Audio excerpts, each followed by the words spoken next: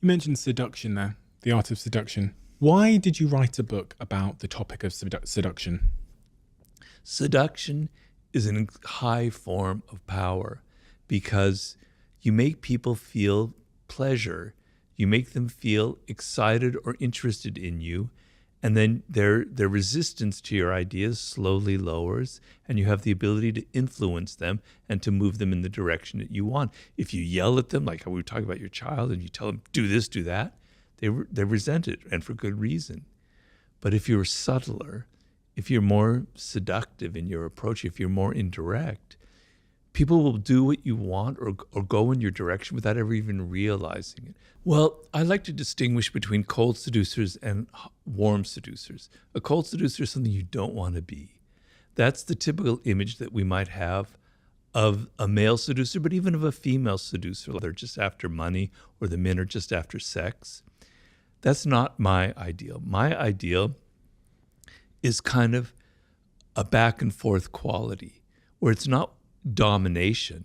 It's sort of like a game that you're playing. It's like a mating game. It's like a courtship ritual where both people are kind of seducing each other. And so what makes for a great seducer is very simple. I can summarize it very simply. You are outer directed. So when you meet somebody for the first time, or you're on a date or whatever it is, you're not having that internal monologue going, does she like me or does he like me?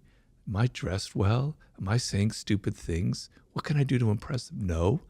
You turn it off and you're outer directed and you're listening to them and you're entering their spirit and you're hearing them say things that give you idea of what they're missing in life, of what they want, of what their needs are, of what makes them an individual.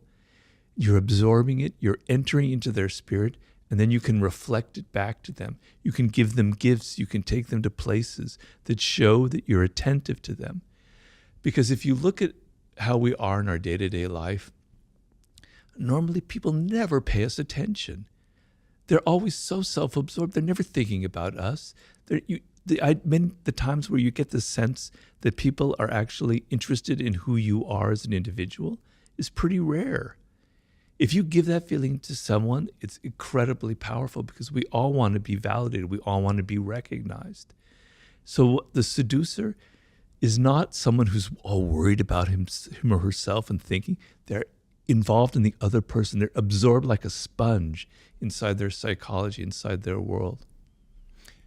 A lot of this is, very applicable to romance and dating, etc., etc. It feels, for whatever reason, not necessarily something I've read much about in your work, but it feels like dating and romance and relationships have become much more complicated in the modern world. That it's become much more difficult to seduce somebody. What are the attributes of someone then that is not good at seducing? Anti-seducer has many qualities. I have a whole chapter on the anti-seducer. I try and define it. There's several of them. I don't have them all memorized, but one quality that's very anti-seductive is preaching and moralizing. Is like telling people, oh, that's wrong what you just said, or your politics are ugly, or you're not really good at this, or something or other.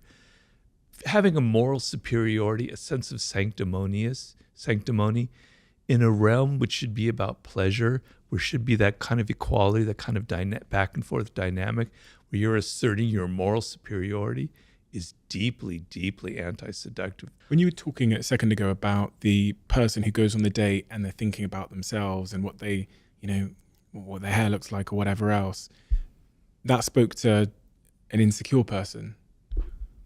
Is insecurity a seductive quality, or is it a anti-seductive quality? It is anti-seductive. Now, there is a part of weakness that is seductive.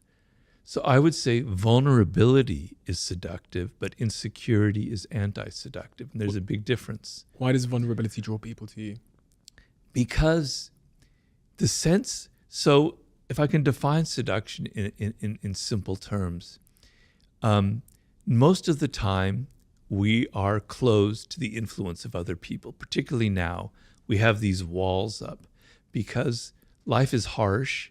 people are coming at us with their advertisements, with their pleas, with their wanting money, with this, that, and the other. And we've all learned to be very defensive, right? And seduction is an openness, is the opposite of that. So seduction is about being open to the other person to the extent where you can even fall in love. You can fall under their spell. And the sense of letting go of your ego, letting go of your defensiveness, and letting another person enter your world is being seduced. It requires vulnerability.